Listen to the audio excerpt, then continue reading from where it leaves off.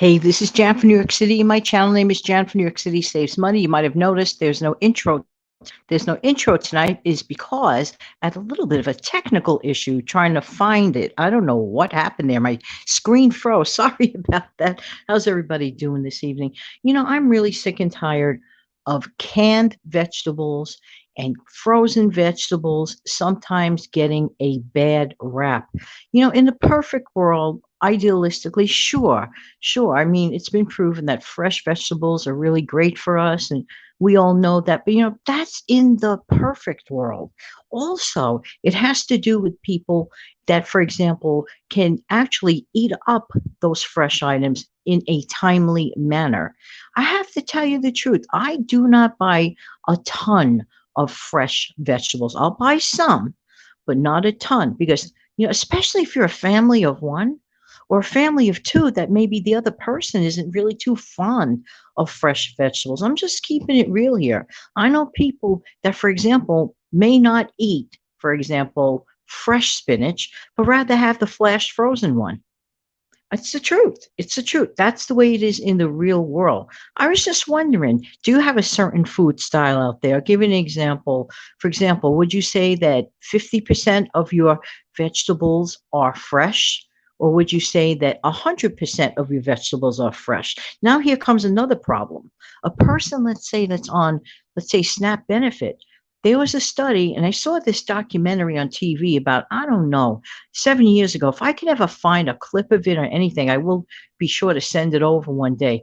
There was a documentary where a couple, they were conducting an experiment on how it would be like to live on SNAP benefits. And one of the things that they noticed is that, well, the first 2 weeks they were able to manage, and then the second half of the month they could not manage. And one of the things they totally lacked during this experiment was that they couldn't get fresh vegetables or fresh fruit. But because this was an experiment, they also didn't plan ahead. Here's a tip: if you are on a SNAP benefit program or anyone that's really watching their budget, please be sure at the beginning of the month, yes, you get some of your fresh produce in and be sure to use it, of course, absolutely.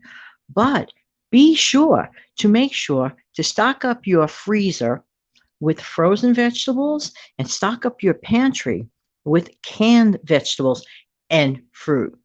And that seems to be one of the chief complaints of anyone that's on a program that's not, let's say, just can't stretch it enough, or the prices went up, or the family does simply does not care for fresh stuff. I know it sounds weird, know it sounds awful, but that's the way it works in real life. You have to know your family's needs. You have to know your taste and desires, for example. Now, in my case, I could buy a head of lettuce. I love lettuce. I do. Sometimes. Huh? What does that mean? Well, it means I go through phases. I go through phases. In the hot summer months, I can eat lettuce salads, garden salads all the time, wouldn't blink an eyelash. Once the fall comes, not so much. Not interested. That healthy? No, but it's the truth. I'm just saying the truth. Now, if you are finding that you are not using up your fresh fruit and vegetables in a timely manner, then you need to consider switching gears to making your purchases more of a frozen or canned type of purchase in that arena. I'm not saying do not have any produce, of course not. Do what you can, but work with it. You see, you have to work with it. I have, by the way, a really good secret. I passed this on like eons ago on some older shows. And there are so many newcomers here, and welcome, of course, as always. Just to mention, this is a really good trick. Make sure, if you eat it, that is, again, keep on hand frozen mixed vegetables. What I love about that, frozen vegetables are the next closest thing, in my opinion, to the fresh one, for real and for true. So if you like mixed vegetables, get the frozen bag. What I love about it is that you can take it as you need it. For example, you can enter it into your stews. You can enter it into your soups.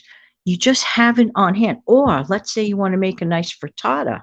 And you're like, well, what can I throw into this frittata? Or even like a meatless meal, like just focus on the vegetable aspect of it.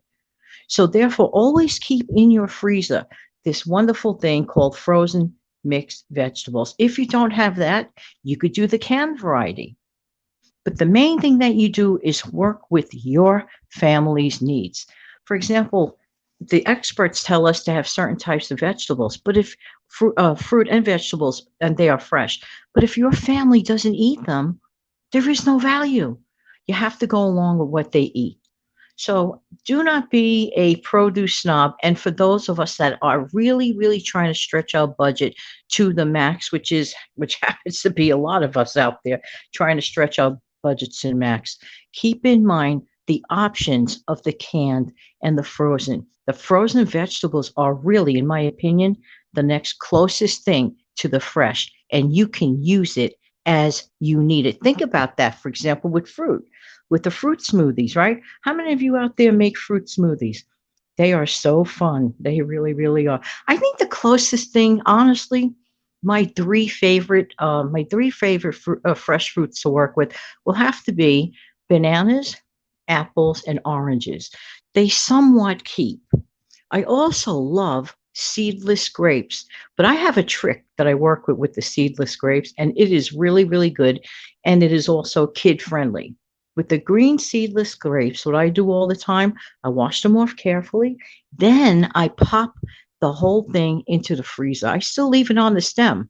I don't take them even off the stem at all.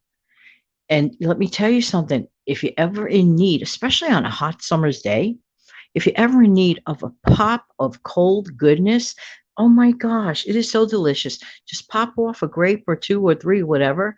Let a kid try it. They're like little frozen grape pops. I'm telling you, it is really just so worth it. There are ways to get imaginative. Also, when I make a smoothie, my favorite one will always be banana and strawberry. I love the banana and strawberry. There's something about the texture of a fresh banana into that smoothie. It just like really like puffs it up or smooths it out. How many of you out there make smoothies? And if you do make a smoothie, what kind of a smoothie do you make? Then, of course, Steve Young from the Steve Young 74 channel, he had introduced me to a peanut butter and jelly smoothie. So, like, for example, I would enter or add, I just keep saying enter, I don't know what it is with me, but I would add, for example, like a tablespoon of the peanut butter. At first, I said peanut butter inside of a smoothie. When I first heard that, I was like, I just couldn't even imagine it. But I personally like peanut butter, for example, a little dollop of it on top of a banana once in a while. Yes, I've done that. So why not make it into a smoothie? So then with the peanut butter and jelly one, I'm not entering actually or adding, I'm not adding jelly to it. But for example, if I could add some, fresh or frozen strawberries, and by the way, frozen strawberries come in handy. So add the frozen strawberries to your banana if you want for the smooth texture, a little bit of the peanut butter. And another thing that you really might consider getting as far as a healthy thing, in my opinion, I love wheat germ, toasted wheat germ. I didn't say it was cheap. Didn't say it was cheap. You could add it to sprinkle it over your cereals, use it as a topping, put a little bit of it in your smoothie. It just fortifies everything. It gives you a little bit of extra fiber too, all the good stuff. So therefore, don't be a frozen or canned fruit or vegetable snob, especially these days, and especially know what your family can use. So I can't close the show out tonight with a song. So sorry. I know, I miss it too. But in the meantime, this has been Jan from New York City. Thank you so much for listening. Why? Because I really do appreciate you. Don't forget to also consider coming back on Monday through Friday, 5 a.m. Eastern, for the video version of me. Have an amazing, fantastic night. Good night, everybody.